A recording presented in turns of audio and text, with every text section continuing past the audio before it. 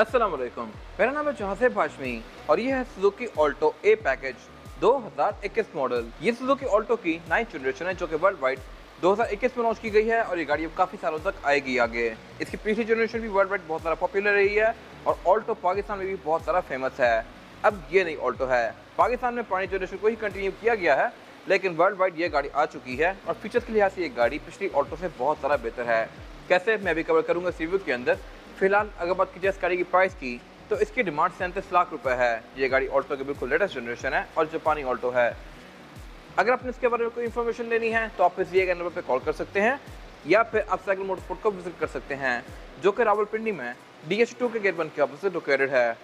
Cycle Motors के total 2 branches हैं, एक रावलपिंडी में मरी रोड पे और फिर एक रावलपिंडी में ये वाली ब्रांच। इन दोनों ही ब्रांचेस पे गाड़ियों की बाइंग एंड सेलिंग के साथ साथ गाड़ियों के काम भी किए जाते हैं, जैसे कि tent, strap, ceramic coating, PPF, traffic coating. यहाँ पे गाड़ियाँ फेसलिफ्ट भी की जाती हैं और इसके अलावा यहाँ फिर एक पेंट बूथ भी अवेलेबल है। तो गाड़ियों की मॉडिफिकेशन, बाइंग एंड सेलिंग या कार केयर वगैरह के किसी भी तरह के काम के लिए cycle Motors and cycle motorsports is the place. Overall, it's a great Alto, and today I'm going to review it. Let's start with the exterior of this car. Looks के लिहाज से ये गाड़ी मेरे ख्याल से पिछली ऑल्टो से भी थोड़ी सी ज़्यादा वियर्ड है, बट हर किसी की अपनी ओपिनियन होती है। मेरे ख्याल से ये लुक भी बस ठीक है, और लेकिन कुछ लोगों को शायद ये लुक बहुत ज़्यादा पसंद आए। बाकी अगर बात की जाए इस गाड़ी के फ्रंट लुक की तो यहाँ पे फीचर्स बस ठीक दिए गए हैं। इसमें फ्रंट में पार्किंग सेंसर्स नहीं आते, बैक पे आते हैं। ये गाड़ी ए पैकेज है, बट स्टिल कुछ फीचर ये गाड़ी ऑफर करती है जो कि पिछली ऑल्टोस में नहीं आया करते थे, जैसे कि इस गाड़ी में रडार दिया गया है। इसके अलावा इस गाड़ी में पार्किंग सेंसर्स बैक पे आते हैं। इंटीरियर में भी कुछ इस गाड़ी के अंदर डिसेंट चीज़ें दी गई हैं जो कि मैं कवर करूँगा अभी। और फिलहाल अगर बात की जाए इसकी लुक की, क्योंकि ये गाड़ी बिल्कुल नई चीज़ है, तो हेडलाइट्स में थोड़ी सी राउंड दी गई हैं। डिज़ाइन इसका मोर और लेस पहले वाली ऑल्टो जैसा ही है, लेकिन जो इसको थोड़ा सा राउंड कर दिया गया है। पहले वाली गाड़ी की हेडलाइट्स थोड़ी सी सीधी सीधी थी, उसमें हेडलाइन स्ट्रेट थी, इसमें उन लाइन्स को गोल कर दिया गया है। बाकी मोर और लेस डिज़ाइन वैसा ही है। बाकी इसके अलावा इसमें फॉग लैंप वगैरह नहीं दिए गए, बम्पर इसका बिल्कुल बेसिक सा है और इसके फेंडर्स और बोनट ये प्रॉपर मेटल ही है, जबकि मोस्टली 60 सीसी गाड़ियों के अंदर अब फेंडर्स या बोनट या कुछ गाड़ियों में डिग्गी अब प्लास्टिक की आ रही है। इसमें मेटल के दिए गए हैं, तो ये मेरे ख्याल से एक अच्छी चीज़ है। बाकी वाइपर इसमें नॉर्मल से दिए गए हैं और विंड स्क्रीन इसकी काफ़ी हद तक सीरीज ही है, जैसा कि हसलर में आती थी। इसके बाद अगर बात की जाए इस गाड़ी की साइड प्रोफाइल की तो ये भी लुक्स के लिहाज से डिसेंट है। फ्रंट लाइन्स यहाँ पे काफ़ी फ्लोई सी दी गई हैं, सब कुछ बिल्कुल सिंपल सा है। इसमें डोर मोल्डिंग सी जगह, इसकी बॉडी में कुछ ऐसे कर्व्स दिए गए हैं कि डोर मोल्डिंग जैसी लुक देती हैं। और बाकी फीचर्स गाड़ी में बिल्कुल बेसिक से हैं, क्योंकि गाड़ी एक बेसिक ट्रिम ही है। साइड मिरर इसमें ब्लैक कलर के हैं, लेकिन ये पेंटेड हैं, ये चिप प्लास्टिक नहीं है, तो ये मेरे ख्याल से एक अच्छी चीज़ है। बाकी साइड मिरर का डिज़ाइन भी इस गाड़ी के अंदर डिसेंट सा है। इसकी विंडोज़ काफ़ी हद तक वर्टिकल हैं, जैसा कि हसलर या जी वैगन में आती हैं, और इन विंडोज़ का एक ड्रॉबैक होता है, और वो ये है कि इस तरफ की गाड़ियों का रिफ्लेक्शन आपको अपने साइड की विंडो में देखने को मिलेगा। अगर लेट्स सपोज यहाँ पे भी गाड़ी चल रही है तो ड्राइवर को लगेगा गाड़ी उसके राइट पे चल रही है, तो ये चीज़ मेरे ख्याल से आपको थोड़ा सा डिस्टर्ब करती है। किस तरह से मैं कवर करूँगा अभी इंटीरियर में जाके। बाकी इसके अलावा डोर हैंडल्स के नॉर्मल से हैं, चीप प्लास्टिक की फिनिश में है। एयर प्रेस वगैरह इसमें कोई भी नहीं आया है, क्योंकि ये गाड़ी बेसिक ट्रिम है। इस पर जो टॉप ऑफ लाइन वर्जन आएंगे आगे RS वगैरह, उनमें चीज़ें बहुत ज़्यादा होंगी। बाकी इसके रूफ के लिए थोड़े बहुत कर्व्स दिए गए हैं जो कि इसकी लुक को बेहतर बना रहे हैं। इंडिकेटर्स के फ्रंटर्स में ही आते हैं और ये गाड़ी व्हील कैप्स के साथ है। इसके बाद अगर बात की जाए इस गाड़ी की एब्सोल्यूट साइड प्रोफाइल की तो ये भी लुक्स के लिहाज से डिसेंट सी है। साइज के लिहाज से ये गाड़ी पिछली ऑल्टो जितनी ही है, यानी कि इसका कॉम्पिटिशन फिर वैगन आर इस तरह की गाड़ियाँ बनती हैं, बट ये गाड़ी हाइट में उससे थोड़ी सी कम है। इस गाड़ी के बारे में एक चीज़ डिफरेंट है और वो ये है कि इसकी रेयर विंडोज प्राइवेसी वाली नहीं है, ये ट्रांसपेरेंट ही हैं, जबकि यूजुअली आपको जापानी कार्स में ये टिंटेड देखने को मिलती हैं। और अगर बात की जाए इस एंड की तो इसके डोर पैनल्स वगैरह अच्छे खासे मैसिव आते हैं। इसमें एंट्री एग्जिट भी काफ़ी आसान है। बाकी यहाँ पे कुछ भी खास नहीं दिया गया, सारी यहाँ पे सिर्फ बॉडी ही है, जबकि इसके बड़े ट्रेंड्स में प्लास्टिक टेंट्स विनाइल्स वगैरह बहुत सारी चीज़ें आती हैं।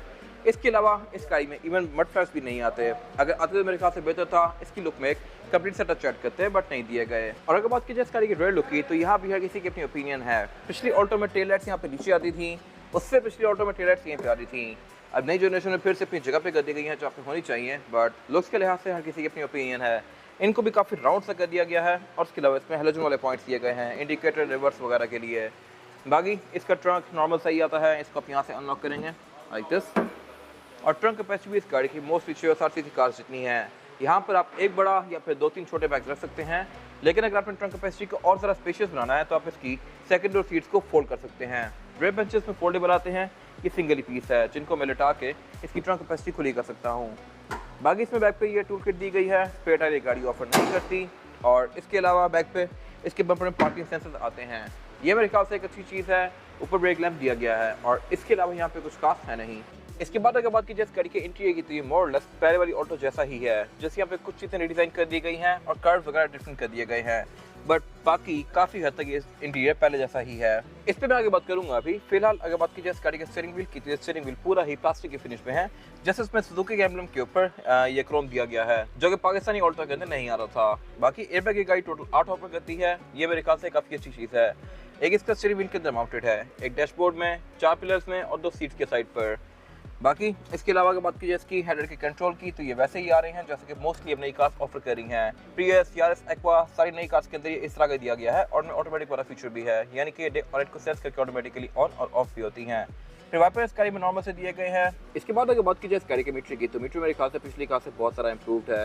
या कुछ चीज़ें ही बहुत सारी शो करवाता है, जैसे कि ट्रेस, एवरेज किलोमीटर पर लीटर, आरसी टेम्परेचर, गाड़ी की ईएनई बैटरी का चार्ज स्टेटस, इसके अलावा फ्यूल इंडिकेशन, टायर यहाँ पे बना रहा है, I am not sure why. Seat belt की इंडिकेशन भी यहीं पे दी गई है और इसके अलावा इसकी speed limit 140 kilometre per hour तक है। लुक्स के लिहाज से मेरे ख्याल से पिछली कार से बेहतर है, काफ़ी हद तक ये हसलर से मिलता जुलता है। और बाकी इसमें फिर कुछ साथ चेक लाइट्स वगैरह दी गई हैं जो कि यूजुअली आपको हर कार में देखने को मिलती हैं। बाकी इसके मीटर की हाउसिंग भी पूरी ही चीप प्लास्टिक की फिनिश में है और ये डार्क ब्लू कलर में है। बाकी इस गाड़ी के डैशबोर्ड की साइज के लिहाज से बहुत मैसिव नहीं है, लेकिन ये करेक्टर लाइन सब काफी स्ट्रॉन्ग कर दी गई हैं। सेंटर में इसका ये एरिया ब्लैक ही है, इसमें स्क्रीन नहीं आई हुई, अगर आप लेकर लगवाना चाहें तो लगवा सकते हैं। इसके अलावा यहाँ पे फिर एयर वेंट्स वगैरह पहले की तरह ही दिए गए हैं और से नीचे फिर इसका हेडलाइट बटन दिया गया है एंड दैट्स इट। उसके नीचे सर्च कंसोल दिया गया है और ऑप्टिकल की यहाँ पे जगह दी गई है, लेकिन इसमें है नहीं। और उससे नीचे इसका क्लाइमेट कंट्रोल दिया गया है। क्लाइमेट कंट्रोल इस गाड़ी में सिंगल ही जोन है और मैनुअल है, बड़े वर्जन में ऑटोमेटिक भी आता है। और इसके अलावा राइट साइड पे इसका गियर सिलेक्टर दिया गया है। इसमें जो गियर सिलेक्शन है वो है PRND और L की। ये गाड़ी CVT ट्रांसमिशन ऑफर करती है। उससे नीचे यहाँ पे इसके 2 ब्लैंक स्विचेस दिए गए हैं, जहाँ पे इसके बड़े वर्जन के अंदर इसकी हीटेड सीट्स के कंट्रोल आते हैं। फिर इसके अलावा यहाँ पे पावर आउटलेट दिया गया है, नीचे एक ड्रॉर दी गई है और सेंटर वाला एरिया भी इसका ओपन ही है, यहाँ पे कुछ भी नहीं है। पासों की तरह इसमें भी ये वाला एरिया खुला छोड़ा हुआ है, बट अगर इस गाड़ी में सोफा सीट आ जाती तो मेरे ख्याल से और भी ज्यादा बेहतर था। बाकी हैंड ब्रेक इसमें ट्रेडिशनल ही दी गई है और अगर बात की जाए इसकी सीट्स की तो ये पूरी ही फैब्रिक की फिनिश में है। हेडरेस्ट भी इसका सारी जुड़ा हुआ है, सिंगल ही पीस है। अगर ये मेरे ख्याल से ऊपर नीचे हो सकता तो बेहतर था, बट अगेन पहले वाले ऑटो में भी है ऐसा ही था। डोर पैनल्स के अच्छे खासे मैसिव हैं। डोर्स में एक गाड़ी स्पीकर ऑफर करती है फ्रंट पे। अगर बात कीजिए ड्राइवर के डोर की तो यहाँ पे सिचुएशन इंटरेस्टिंग है, इस तरह से कि यहाँ पे विंडोज रोल डाउन करने के लिए बटन तो दिए गए हैं, लेकिन अब सिर्फ इसकी फ्रंट की विंडोज को इलेक्ट्रॉनिकली रेज या लोअर कर सकते हैं। ड्राइवर की विंडो में ऑटो डाउन आता है, लेकिन ऑटो अप नहीं आता। पीछे के कंट्रोल्स यहाँ पे नहीं दिए गए, क्यों मैं भी कवर करूंगा बैक पे जाके। और इसके अलावा ये गाड़ी फीचर्स भी काफी डिसेंट ऑफर करती है। ड्राइवर के राइट साइड पे इसका इक्वालिटी का बटन दिया गया है, पार्किंग सेंसर्स को आप यहाँ से ऑन ऑफ कर सकते हैं। यहाँ ट्रैक्शन कंट्रोल दिया गया है, लेन डिपार्चर असिस्ट दिया गया है, रडार का कंट्रोल दिया गया है। और इसके अलावा फिर आप इसकी हेडलाइट्स की हाइट को भी ऊपर या नीचे कर सकते हैं। बाकी वैनिटी मिरर इस गाड़ी में ड्राइवर और पैसेंजर दोनों के लिए ही नहीं आते। और इसके अलावा सेंटर में कैबिन लाइट्स दी गई हैं जो कि येलो कलर में ही हैं। बाकी इसके अलावा यहाँ पे कुछ खास है नहीं। और अगर बात की जाए इस गाड़ी में रेयर पैसेंजर्स के लिए सीटिंग कैपेसिटी की तो ये बैक पे अच्छी खासी स्पेशियस है। मेरे पास यहाँ पे लेग रूम का बिल्कुल भी कोई इशू नहीं है और हेडरूम का भी, लेकिन बैक पे इसमें हेडरेस्ट नहीं दिए गए, वो तो मेरे ख्याल से अच्छी बात थी। यहाँ पे स्लॉट्स दिए गए हैं लेकिन आए हुए नहीं है। और यहाँ पे एक चीज़ वियर्ड है और वो ये है कि इसकी रेयर विंडोज फिक्स हैं। आई एम नॉट श्योर ये क्यों है, पहली बार मैंने किसी कार में देखी है। यहाँ पे ना हाथ से खोलने का कंट्रोल दिया गया है, ना यहाँ पे कोई बटन दिए गए हैं। मुझे नहीं समझ आ रही कि ये कैसे खुलेंगी, बट इनको देख के लगता तो ये है कि ये खुलती होंगी, बट यहाँ पे कुछ दिया नहीं गया इनको खोलने के लिए। अगर आपको इसका आइडिया है तो कमेंट सेक्शन में मैसेज कीजिएगा। बाकी गाड़ी रेयर पैसेंजर्स के लिए एयरबैग्स ऑफर करती है, सीट बेल्ट ऑफर करती है, आरसीएफ के पोर्ट्स आते हैं इसमें और फ्लोर बेड भी इसका ऑलमोस्ट फ्लैट ही है। रेयर पैसेंजर्स के लिए 2 कप होल्डर्स यहाँ पे आगे दिए गए हैं और इसके अलावा यहाँ पे कुछ खास है नहीं। इसके बाद अगर बात कीजिए इस गाड़ी के इंजन की तो इंजन एक गाड़ी 2 ऑफर करती है, 660 सीसी सिंपल और 660 सीसी टर्बो। ये स्पेसिफिक कार सिंपल इंजन के साथ है और ये R06A इंजन है। ये गाड़ी 54 हॉर्स पावर प्रोड्यूस करती है और ट्रांसमिशन इस गाड़ी में CVT आती है, तो ये दोनों चीज़ें मिलके आपको एवरेज काफ़ी अच्छी देंगी।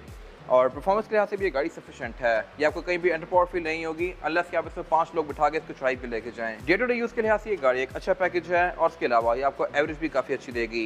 ये आपको आराम से 20-22 की एवरेज दे सकती है डिपेंडिंग अपॉन ड्राइविंग पैटर्न, और अगर आप इसको और भी प्यार से चलाएं तो ये 25-26 तक भी जा सकती है।